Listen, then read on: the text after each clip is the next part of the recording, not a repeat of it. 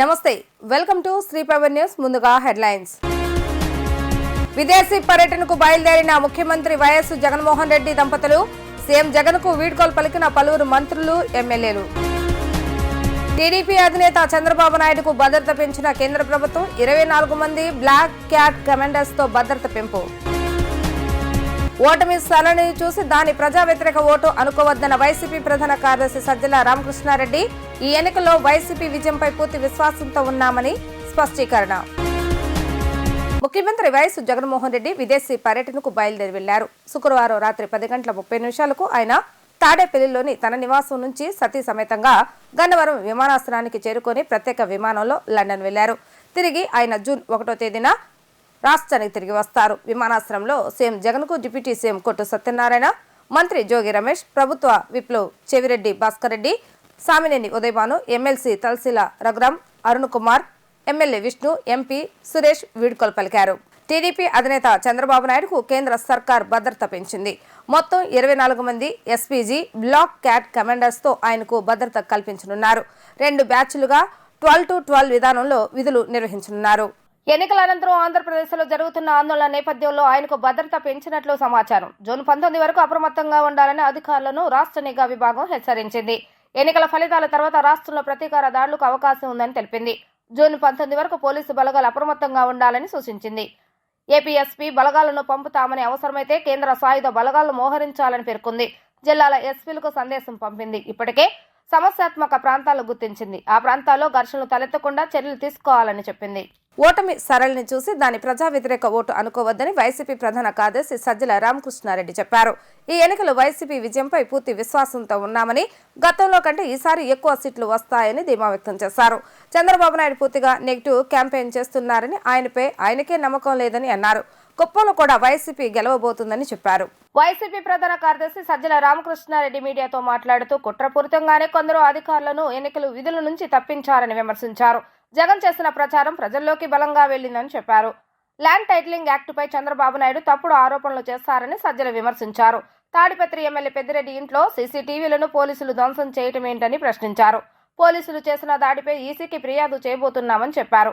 Polling రోజున TDP అక్రమాలకు పాల్పడిందని, counting రోజున అక్రమాలు జరిగితే ఎదుర్కొంటామని అన్నారు. ఇప్పటికైనా ఈసీ తన తప్పును సరిదిద్దుకుంటే మంచిదని చెప్పారు. ఈసీ నిష్పక్షపాతంగా వ్యవహరించవలసిన అవసరం ఉందని వారన్నారు. ఓటింగ్ జరిగే శాతాన్ని బట్టి చూసి యాంటీ ఇన్కంబెన్సీ అనుకుందామంటే, మీరు గమనించిన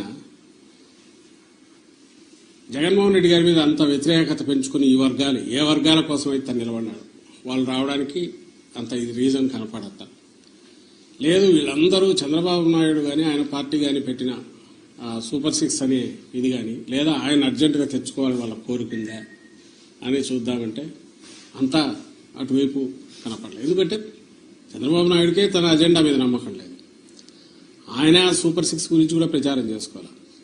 ఆయన ఎంతసేపు ఉన్నా జగన్మోహన్ రెడ్డి గారి మీద వ్యక్తిగతంగా దాడులు, లేదా వివేకానంద రెడ్డి హత్యను, ఇంకా గొడ్డలు అనడము, ఇంకోటి కుటుంబం దీన్ని వాళ్ళకు సంబంధించిన కుటుంబ సమస్యలు తీసుకొచ్చి పెట్టడము, లేదు లాస్ట్లో ల్యాండ్ టైటిలింగ్ యాక్ట్ అని ఇంకోటి తీసుకొచ్చి ఒక అర్థం లేని ఇది దేన్నైతే వాళ్ళు ఆ రోజు సపోర్ట్ చేశారు, దేన్నైతే ఈరోజు ఐ థింక్ నీతి ఆయోగ్ వాళ్ళ దాంట్లో కూడా ఉంది, దాన్ని ఒక ఇష్యూ కింద చేసి ఆయన ఇచ్చిన హామీలనే గట్టిగా చెప్పుకోలేని వచ్చాడు. ఎందుకంటే ఆయనకే నమ్మకం లేదు. ఇంతకుముందు కూడా చెప్పాం, అది హామీలను అమలు చేస్తాడే నమ్మకం జనానికి లేదని, ప్రజలకు లేదని.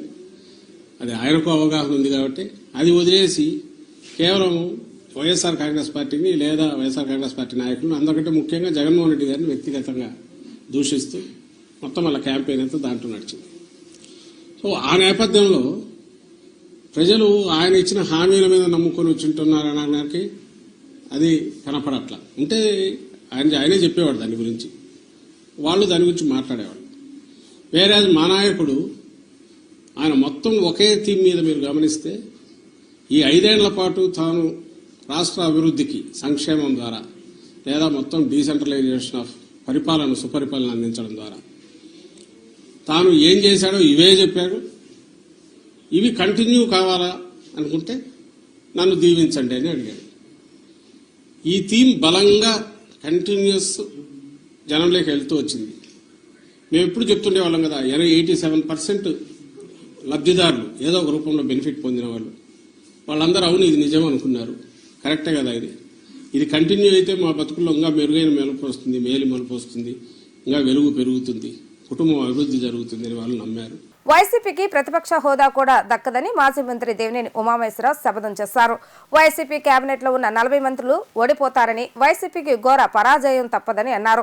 జగన్మోహన్ రెడ్డి మాటల్లో భయం స్పష్టమైందని ఆయన అన్నారు. టీడీపీ కేంద్ర కార్యాలయంలో ఏర్పాటు చేస్తున్న విలేకరుల సమావేశంలో మాజీ మంత్రి దేవినేని ఉమామహేశ్వరరావు మాట్లాడుతూ వైసీపీ కార్యకర్తలను, ప్రజలను మళ్లీ మభ్యపెట్టేందుకు సజ్జల ప్రయత్నిస్తున్నారని మండిపడ్డారు. అబద్దాలు చెప్తున్నారన్నారు. జగన్ రెడ్డి లండన్ పారిపోతున్నారని, పెద్దిరెడ్డి పిఎల్ఆర్ కంపెనీ వెహికల్స్ ఇతర రాష్ట్రాలకు తరలిపోతాయంటూ వ్యాఖ్యలు చేశారు.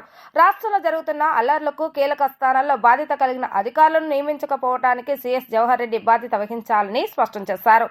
ఆంజనేయులు, రఘురామిరెడ్డి, ధనంజయ రెడ్డి, జవహర్ రెడ్డి రాష్ట్రంలో జరుగుతున్న ఘటనలకు ఊతమిస్తున్నారు. వీళ్లు మాటలు విని జగన్ రెడ్డి కళ్లలో ఆనందం చూడాలని, ఏ అధికారులైతే తప్పులు చేస్తున్నారో వారు మూల్యం చెల్లించుకోవాల్సి ఉంటుందని ఆయన స్పష్టం చేశారు. అపధర్మ ముఖ్యమంత్రి లండన్ పోయి వస్తాడో లేదో అనే డౌట్ కూడా సజ్జల రామకృష్ణారెడ్డి మాటల్లో డొలతనం బయటపడతా ఉంది. ఎందుకంటే సజ్జల భార్గవరెడ్డి ఎలక్షన్ అయిన 24 గంటల్లో జెండా ఎత్తేసాడు. మొత్తం సోషల్ మీడియా వైసీపీ దుకాణం బంద్ అయిపోయింది, కీలకతం అయిపోయింది.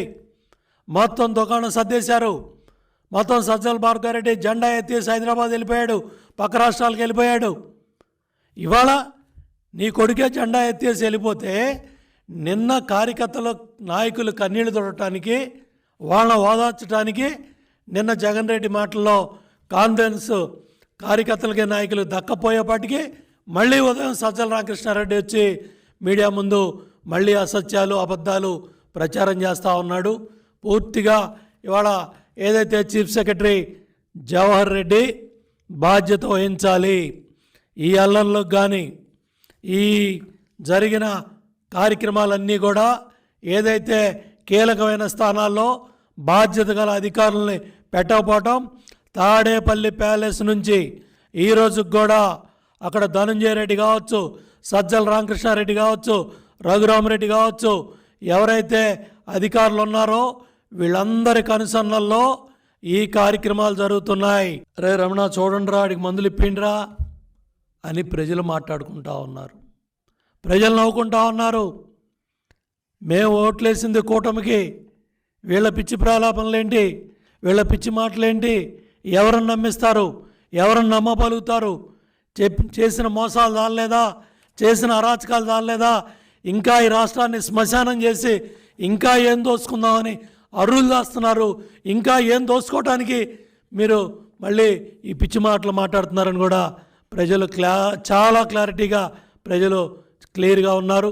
ఇవాళ కౌంటింగ్లో ఏదో జరిగిపోతుందని, కౌంటింగ్లో ఏదో జరుగుతుందని నిన్న నాగార్జున యూనివర్సిటీలో క్రీడలను ప్రోత్సహించాలనే ఉద్దేశంతో యువ క్రీడాకారుల కోసం డాబర్ గ్లూకోజ్ సరికొత్తగా ఎన్రైజ్ ఇండియా పేరుతో ప్రచారాన్ని ప్రారంభించినట్లుగా సంస్థ మార్కెటింగ్ హెడ్ ప్రశాంత్ అగర్వాల్ తెలిపారు. క్రీడల్లో రాణించడానికి అవసరమైన శక్తిని అందించేందుకు ఎనర్జిక్ డ్రింక్ అందుబాటులోకి తీసుకొచ్చామని తెలిపారు. క్రీడాకారుల కోసం డాబర్ గ్లూకోజ్ ఎనర్జిక్ డ్రింక్ ను అందుబాటులో తీసుకొచ్చింది. గొల్లపూడిలోని boxing shadow sports fitness club లో శుక్రవారం సాయంత్రం నిర్వహించిన కార్యక్రమంలో డాబర్ గ్లూకోజ్ ఎనర్జిక్ డ్రింక్ ను క్రీడాకారులకు సంస్థ మార్కెటింగ్ హెడ్ ప్రశాంత్ అగర్వాల్ అందజేశారు. ఈ సందర్భంగా ఆయన మాట్లాడుతూ క్రీడాకారులకు ఎప్పటికప్పుడు ఎనర్జీ డ్రింక్ అవసరమని, ఈ విషయాన్ని దృష్టిలో ఉంచుకొని తమ సంస్థ సరికొత్తగా డ్రింక్ ను రూపొందించినట్లుగా తెలిపారు. ఇది క్రీడల్లో రాణించడానికి అవసరమైన శక్తిని అందించేందుకు గాను దోహదపడుతుందని తెలిపారు. అనంతరం sports authority of Andhra Pradesh boxing coach Isaac మాట్లాడుతూ క్రీడాకారులకు ప్రోత్సాహం అందించిన డాబర్ సంస్థకు ప్రత్యేక కృతజ్ఞతలు తెలిపారు. క్రీడాకారులకు ఈ డ్రింక్ ఎంతో ఉపయోగకరంగా ఉంటుందని చెప్పారు. సో వాళ్ళకి ఏంటంటే మనకి కావాల్సినటువంటి గ్లూకోజ్లని, అంటే న్యాచురల్గా ఫుడ్ ఏదైతే మనకి స్ట్రెంత్ అనేది వస్తుంటుందో, బాక్సింగ్ కావాల్సిన మెయిన్ స్ట్రెంత్ అండ్ స్టామినా, దీనికి కావాల్సిన స్ట్రెంత్ మనకి ఏంటంటే డాబర్ కంపెనీ వాళ్ళు వస్తున్న ప్రోడక్ట్స్ ద్వారా మనకు కొన్ని వస్తున్నాయి. సో మన బాక్సింగ్కి పిల్లలకి అంటే బాక్సింగ్ చేయడానికి సరిపడేటువంటి స్ట్రెంత్ బిల్డ్ కోసం మనకి గ్లూకోజ్ అని, నెక్స్ట్ చవన్ప్రాస్, హనీ అని టైప్ ఆఫ్ మనకి స్పాన్సర్ చేశారండి. వాళ్ళకి చాలా కృతజ్ఞతలు తెలియజేసుకుంటున్నాము. ఎందుకంటే ఈ రోజుల్లో అలాగ మనకి పిల్లలకి ఏమైనా హెల్ప్ చేస్తూ ఉంటే వాళ్ళకి రేపు పొద్దున బాక్సింగ్లో వాళ్ళ ఇంటర్నేషనల్స్కి, నేషనల్స్కి అంటే హెల్పింగ్ హ్యాండ్స్ లేక చాలామంది ప్లేయర్స్ అనేవాళ్ళు వెనకబడిపోతున్నారు. సో మనకి ఈ డాబర్ కంపెనీ వాళ్ళు చేసిన హెల్ప్ దీనివల్ల ఏంటంటే చిన్న హెల్ప్ అయినా పర్లేదు, వాళ్ళు చిన్న హెల్ప్ అయినా సరే వాళ్ళు ఏంటంటే రేపొద్దున మనకు హెల్ప్ జరుగుతుంది, బాక్సింగ్ చేస్తే డెఫినెట్గా మనకు రిజల్ట్ వస్తున్నాయి అని చెప్పి వాళ్ళు చాలామంది మోటివేట్ అవుతున్నారు. అంటే చాలామంది అనుకుంటే చిన్నదానికి ఎంత మోటివేట్ అవుతున్నారా అంటే లేదు, వాళ్ళు చిన్నపిల్లలు కాబట్టి వాళ్ళకి చిన్న చాక్లెట్ ముక్క ఇచ్చినా చాలా వాళ్ళు మోటివేషన్గానే తీసుకుంటారు. నాకు ఈ బాక్సింగ్ చేయడం వల్ల నాకు ఈ చాక్లెట్ వచ్చింది, లేకపోతే ఇది ఒక తినే పదార్థం ఏదో వచ్చింది, బ్రెడ్ వచ్చింది, జామ్ వచ్చింది, ఇలా వాళ్ళు అనుకుంటారు. సో చిన్నదానికి వాళ్ళు మోటివేట్ అవుతూ ఉంటుంటారు. మన చిన్నపిల్లలు కానీ వాళ్ళు చిన్నది ఇస్తే అయిపోదని కాదు, చిన్నదైనా సరే వాళ్ళకి హెల్పింగ్ చేస్తే వల్ల వాళ్ళ మోటివేషన్ అనేది బిల్డ్ అవుతూ ఉంటాయి. We are very thankful to boxing in Shadow Academy, especially to Reddy sir and Iktar sir. We have launched a campaign called Dabur Glucose Energize India, under which coaches have briefed the kids about what is the importance of strength and stamina in your sports, whether it's boxing, whether it's badminton, table tennis, you take any game, strength and stamina is very important for every game. So this is our campaign, and we are going to 14 cities across India, and we are giving this kind of a session all across. And apart from this, we are giving free glucose to each and every kid, and at least we will cover around 10 to 15,000 kids under this campaign. నేను Dabur glucose company చాలా thanks చెప్తున్నానండి. ఎందుకంటే develop అయిన తర్వాత ఎవరైనా వచ్చి help చేస్తారు పిల్లలకి, బట్ బిఫోర్ డెవలప్మెంట్ వాళ్ళు ఫ్యూచర్లో ముందుకెళ్ళాలని చెప్పి ఈరోజు ఏదైతే క్యాంపెయిన్ చేశారో పిల్లలకి ఏదైతే ప్రొడక్ట్స్ అందించారో అవి చాలా వాళ్ళకి హెల్ప్ఫుల్ అవుతాయి, ఫ్యూచర్లో వాళ్ళు ఇంకా డెవలప్ అవుతారని నేను అనుకుంటున్నాను. థ్యాంక్ యూ అండి. తెలుగుదేశం పార్టీ హింసకు పాల్పడుతుందని మంత్రి బొత్స సత్యనారాయణ మండిపడ్డారు. వైసీపీ నేతలే దాడులకు పాల్పడుతున్నారని టీడీపీ అసత్య ప్రచారం చేస్తుందని విమర్శించారు. హింసకు వైసీపీ ఎప్పుడు వ్యతిరేకమేనని, తమపై అనవసరంగా నిందలు వేయొద్దని అన్నారు. రాజకీయ లబ్ధి కోసం హింసను ప్రేరేపించవద్దని అన్ని పార్టీలను కోరుతున్నామని చెప్పారు. కక్షపూరిత చర్యలకు ప్రతిపక్ష పార్టీలు పాల్పడితే కఠిన చర్యలు తప్పవని హెచ్చరించారు. ఎన్నికల కమిషన్ నియమించిన ఒక రిటైర్డ్ అధికారి ఏకపక్ష నిర్ణయాలపై గవర్నర్ కు ఫిర్యాదు చేస్తామని బొత్స చెప్పారు. ఎక్కడైతే అధికారులు మార్పిడి జరిగిందో అక్కడే అలర్లు జరిగాయని తెలిపారు. పోలీసులు న్యాయంగా వ్యవహరించాలని సూచించారు. వైసీపీ 175 సీట్లకు దగ్గరగా గెలవబోతుందని బొత్స ధీమా వ్యక్తం చేశారు. జూన్ 9న విశాఖలో ముఖ్యమంత్రిగా జగన్ ప్రమాణ స్వీకార కార్యక్రమం ఉంటుందని తెలిపారు. విశాఖ కేంద్రంగా జగన్ పాలన ప్రారంభమవుతుందని చెప్పారు. విశాఖలో ప్రశాంతతను కాపాడాల్సిన బాధ్యత అందరిపై ఉందని అన్నారు. కేంద్రంలో సుస్థిర ప్రభుత్వం రావాలని తాను కోరుకుంటున్నానని చెప్పారు. రాష్ట్ర ప్రయోజనాల రీత్యా తమ పార్టీ సీట్ల అవసరం ఉండేలా కేంద్రంలో ప్రభుత్వం ఏర్పడాలని ఆశిస్తున్నానని తెలిపారు. జూన్ 4వ తారీఖు నాడు ఓట్ల లెక్కింపు అవుద్ది. జూన్ 9వ తేదీ నాడు విశాఖపట్నంలో మళ్ళీ గౌరవ ముఖ్యమంత్రిగా, ఈ రాష్ట్ర ముఖ్యమంత్రిగా ఆయన ప్రమాణ స్వీకార మహోత్సవం అంగరంగ వైభవంగా విశాఖపట్నంలో జరుగుతున్న విషయాన్ని, ఈ నేపథ్యంలో టెంటివ్గా జరుగుతున్న విషయాన్ని మీ ద్వారా తెలియజేస్తున్నాం. ఎందుకంటే ప్రజలందరూ కూడా నేను ఈ 4-5 రోజులు చూస్తున్నాను.